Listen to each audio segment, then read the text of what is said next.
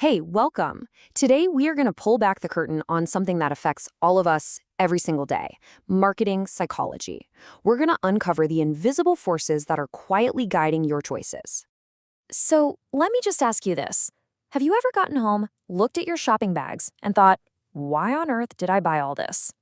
Yeah, of course you have. We all have. But what's really going on there? Is it just a random impulse? Well, the answer is a big, fat no. It's not about you having a lack of willpower or being bad with money. The truth is, it's the result of some seriously clever, meticulously designed psychological triggers that marketers use to steer you in a certain direction. So how exactly do they do it? Well, in this explainer, we're going to break down three of the most powerful and sneaky quiet logics that brands use to kind of bypass our rational brain and talk directly to our impulses. All right, let's start with a classic. I guarantee you've fallen for this one even if you didn't have a name for it. It's called the decoy effect, and it's a powerful little trick that shows pricing isn't always what it seems. Okay, picture this. You're at the movies, you see the popcorn prices. A small is $3, a large is 7. But wait, there's a medium for $6.50. Now just look at those options for a second. Which one feels like the smartest buy? Your brain is probably screaming, the large, duh, right? For just 50 cents more than the medium, it seems like a steal. And that, my friends, is the decoy effect in action. That medium popcorn, that's the decoy. Its only job, its entire reason for existing, is to make the large look like an incredible bargain. It was never actually meant to be a popular choice. It was designed from the ground up just to sell more large popcorn. Kind of wild, right?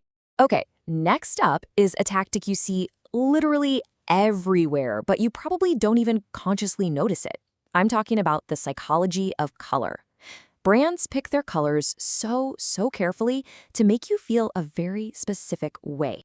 Seriously, think about it. Why do so many fast food chains, McDonald's, Wendy's, Burger King, use red in their logos? Well, it turns out the color red can actually trigger feelings of urgency and even hunger. Now flip that. Why do banks and tech companies love the color blue? Because blue communicates trust, stability, and security. This is absolutely not a coincidence. It is a very calculated choice. Now for our third and final tactic. This one is incredibly subtle, but oh man, is it effective. It's called the endowment effect, and it all boils down to the simple, almost primal power of touch. So here's how it works. First, you see something you like. Then a salesperson encourages you to, just try it on or see how it feels in your hand. The second you physically touch that product, a little switch flips in your brain. You start to get this weird sense of ownership over it. And all of a sudden, the idea of putting it back down, well, it feels like losing something that was already yours. This is exactly why car dealerships want you to take a test drive and why Apple designs its stores so you can pick up and play with everything. So, okay, we've looked at pricing decoys, emotional colors, and the power of touch. It might feel a little manipulative, maybe a little bleak, but here's the really good news. Now you know. You're in on the secret, and that knowledge gives you all the power. Look, this isn't about becoming a minimalist who never buys anything fun again. Not at all. It's simply about awareness. Just understanding these triggers is the key. It lets you take back control and start shifting from being an impulsive buyer to a truly intentional consumer. So let's do a super quick recap. We covered 3 quiet logics. First, the decoy effect, which uses a terrible option to make a more expensive one look like a fantastic deal.